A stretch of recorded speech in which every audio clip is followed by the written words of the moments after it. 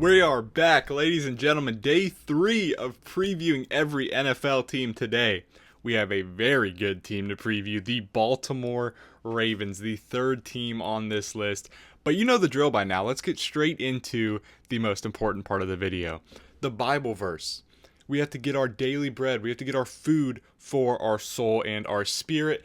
And today it's John 16:33. I have told you these things so that in me you may have peace. In this world you will have trouble, but take heart. I have overcome the world. Saying that you're going to experience some things in this world that are going to hurt. You're going to get broken down in this world. You're going to get hit. You're going to get hit hard. You have to get back up. You have to keep fighting. You have to keep living for the Lord and keep moving forward and keep your eyes on the main goal and the main task at hand, which is spreading the word of the Lord and spreading the gospel. The Lord has overcome this world. There's nothing he can't do when it comes to anything. That's why you have to trust in him, abide by him, and follow the Lord, for he will help you out. He will help you get through tough times. He will help you through the hard tragedies of this world. You just have to live for him and have eyes for the Lord and continue to service him and do everything it is to glorify him with everything you say and do, for he will help you through those tough times, and he has overcome this world. There is nothing that he can't take on. He is the Lord. He is the Almighty. He is the King of all kings, the Lord Jesus Christ. You have to serve him. You have to live for him, for he has defeated and conquered all. Let's get right into this preview. A great verse. I'm feeling good. It's a great day. Day 3, August 5th. We're jumping right into it, and we're rolling by now. You know the drill. We start off with the stats. Last year, the Baltimore Ravens were very, very good on offense. One of the best offenses in the NFL, probably the second best offense in all of the NFL behind the Detroit Lions. They went 12-5 last season, doing what they needed to do. They won their division. They looked very, very good doing it. But they dropped a tough one to the Buffalo Bills. I believe it was 27-25 in that divisional round. The Mark Andrews drop 2-point conversion comes back to bite them, and it hurts. But you can't linger on the past because there's nothing they can do to change that now. We can only move forward. But looking at these numbers, 30.5 points per game, 65 touchdowns. Insane. They're tied second with the Buffalo Bills for second most touchdowns last season. That is, my apologies. The Lions had the most with 70 touchdowns, but 65 touchdowns from this offense. Derrick Henry had an absurd season. Lamar Jackson thought he should have been the MVP, MV3 for that third season, and they just looked very good clicking on offense. They have targets all around, and they were striking left and right when they were on the field. 21.2 points allowed per game. Not a whole lot. That's ninth in the NFL. All of their 3 key stats are on the positive side, and they're all top 10. So they were very, very good. Show poise, show signs of just playing absolute stellar football, and they don't look to slow down in 2025. They don't have that many big changes. As we go and look at their schedule, they start off with an absolute heater of a game. Sunday Night Football, Week 1 at Buffalo Bills. This is going to be a great game because you're going to be in Buffalo. That crowd's going to be rowdy. It's the opening game for the Bills. We already know how Bills Mafia is, but when it's week 1 and we've been deprived from football for 6-7 months, they're going to be rowdy. They're going to be tailgating all day. They're going to be drunk. They're going to be ready to go, and they are going to be heckling. It's going to be loud. It's going to be a crazy atmosphere, and that is a great way to start off the season. One of the best primetime games of the year, and we get it in week 1. And then they get to play the Cleveland Browns in week 2, a little break, an easy little bye game there before they have to go through this stretch, which is just crazy. 4 straight games against teams that were in the playoffs last season, teams that were absurdly good. The Detroit Lions, who we talk about having the best offense in the NFL, week 3 at home. Then they travel to Arrowhead to take on the Kansas City Chiefs, Super Bowl runners-up in 59. And this is just an absurd schedule because then you turn around and you play the Texans and Rams at home in week 5 and 6. These are crazy games. Within the first 3 weeks of the season, they have 2 primetime games, Sunday and Monday Night Football, and they're going to have to be on their high horse. They're going to have to be ready for this season because it's coming fast for the Baltimore Ravens. An absolutely absurd 6-week stretch to start off the season, minus obviously the Cleveland Browns, a little bye week in there. And then they get their legitimate bye week, week 7, which they will have off. A little early bye week, but it's not as early as the Atlanta Falcons. We saw it week 5. So week 7 bye week for the Baltimore Ravens. And then they sort of they get a little relaxing bit, a little bit. Not too tough of matchups, not easy matchups by any means, but the Chicago Bears and the Miami Dolphins having to travel to Miami for Thursday Night Football. They will face Chicago at home at 1 o'clock. That's week 8 and week 9. Going to the latter half of their schedule, they will travel to Minnesota and again to Cleveland. Two matchups that they should take pretty steadily. The Minnesota Vikings are going to be all over the board. We know J.J. McCarthy stepping up, first-year starter. We already mentioned that after tearing his meniscus in the preseason last year.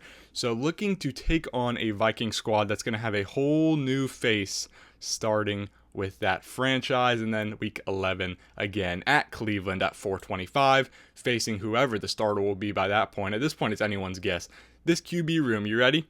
Joe Flacco, Kenny Pickett, Deshaun Watson, who likely will be out for a good chunk of the season. They also have in there the two rookies, Dylan Gabriel and Shedeur Sanders. So a crazy quarterback room. They've been competing all offseason. It's anyone's guess who the starter will be by week 11 because there's so much fluctuation. There's going to be so much shift on that depth chart, on that roster. So it's anyone's best guess. And then week 12, they play the New York Jets. Then they face the Cincinnati Bengals week 13, another great team, division rival. They see another division rival in the Pittsburgh Steelers, Aaron Rodgers heading that team. It's going to be a very interesting year for the Pittsburgh Steelers as they made a ton of changes this offseason. They shipped out Najee, shipped out George Pickens, brought in Aaron Rodgers, brought in DK Metcalf, brought in a rookie who I really, really like in Caleb Johnson at that running back spot. And then they also have some guys that have been there for a while, Jalen Warren, some other big names, re-signing TJ Watt to a big contract as well. So that will be an interesting look there in Pittsburgh. Then they have to go to Cincinnati, just 2 weeks removed from playing them at home. Then they will have the New England Patriots week 16 at home. And then the 17 and 18 will be flex games. And they will have 2 road games, which will not be easy by any stretch of the imagination. Going to Green Bay in December 28th, I believe that game is. That's going to be a brutally cold game, but Baltimore, they get some cold weather. They're used to some of those games. They played those Buffalo Bills in cold, freezing weather in the divisional round last season, but they will be going to Lambeau Field in a potential flex game, and then again at Pittsburgh in another potential flex game, this time in early January. So some tough games to round out the season, not to mention, just looking back at it, I want to see this one more time. This week 3 to week 6 stretch, not to mention week 1 starting out off the gate, Sunday Night Football against the Bills, an insanely tough, probably the toughest stretch of any NFL schedule this off season, or this upcoming season rather. And that's going to dub them the 9th hardest strength of schedule. And that's for a good reason. I'm surprised it's not a little higher. Obviously, it's not a, opinionated thing. It's numbers. It's straight point system when it comes to the strength of schedule. I believe they're like at a 0.5 something. It's an absurdly hard schedule, and they are going to have to make do fast. They don't have time to think. They don't have time to come out here and sort of second guess themselves. They're just going to have to come out here and play football.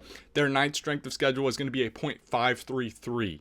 That was their opponent's average win percentage last season, which is very good.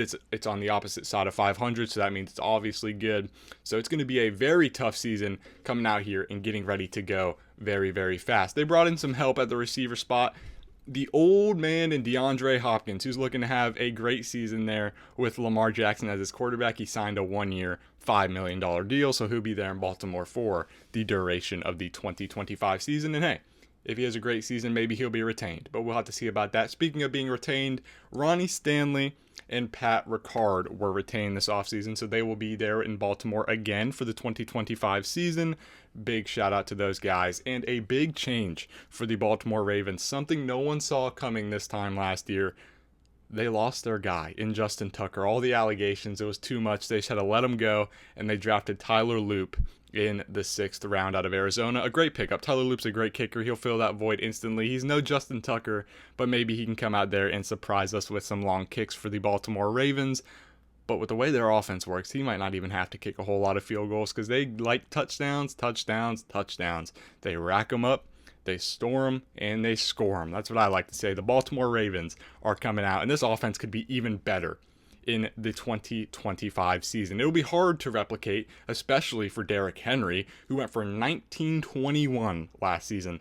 1,921 rush yards. Absurd. 16 touchdowns to go along with that.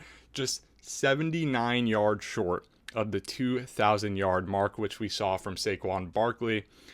And it was just insane. Absolutely insane season. Then Lamar goes for 4,172 pass yards with 41 touchdowns to 4 interceptions. Every 4 touchdowns, he threw an interception. That is a great ratio with a 119 QBR. It was a crazy season from Lamar Jackson. Again, a lot of people thought he should have been MV3, but that's a debate from last year, so we're not going to focus on that. This year, Lamar looking to have another great season and maybe secure that MV3. But for me, this team is going to be Zay Flowers. That's going to be my breakout player for this team. Not even breakout, just a player to watch, a player that I believe is going to play so well over the course of this season. He's going to play consistent. He's going to make big plays. He's going to have big catches, and he's going to have career highs across the board.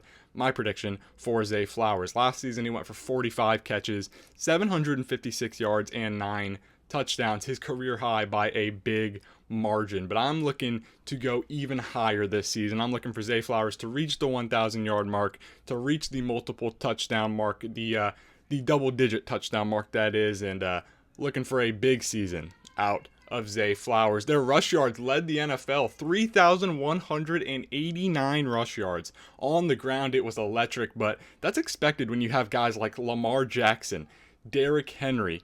The list goes on and on. Justice Hill. We can keep going down the line. They are absolutely stellar. A great electric offense, and they're looking to replicate that in 2025. Absolutely absurd. There's just not more to be said than this offense is crazy. Not to mention you have a defense that backs it very, very well. The secondary is strong. The defensive line is strong. Their box is good. This is a great all-around team, especially when you have John Harbaugh entering his 18th season at the helm. It's just an established team. We know who they are by now. They're an established team. They're a strong unit. They play together, and they are very, very good. A team that I would not be surprised if they are playing in San Francisco at the very end of the season in the final season game, aka Super Bowl 60. Just an absurd team. Again, 7,224 total yards. That is crazy. Most in the NFL last season by a big margin, and the Baltimore Ravens are a legit squad. They are looking to have their best season yet and win the Super Bowl in the Lamar Jackson era. We know that's been the main thing plaguing them. It's just playoff performance. They haven't been able to get over that hump with Lamar, and this season they are looking to change that. Hopefully they can do so. Hopefully they can click in the postseason finally, and 2025, 2026 is their year winning Super Bowl 60. But it's going to take a collective effort from this group, and they're going to have to hunker down game after game. They were able to do it last season. They just ran into the Buffalo Bills in the divisional round. It's a very tough AFC, very loaded, a ton of talent. But maybe this is their year. They can get over that hump and find themselves in the big game once again.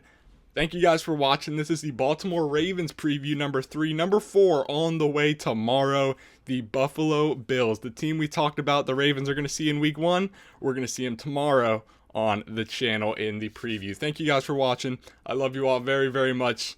But most importantly, keep God number 1. I love you all. Again, make sure to like, subscribe. Keep God number 1. It's been Brogan, and I'm out.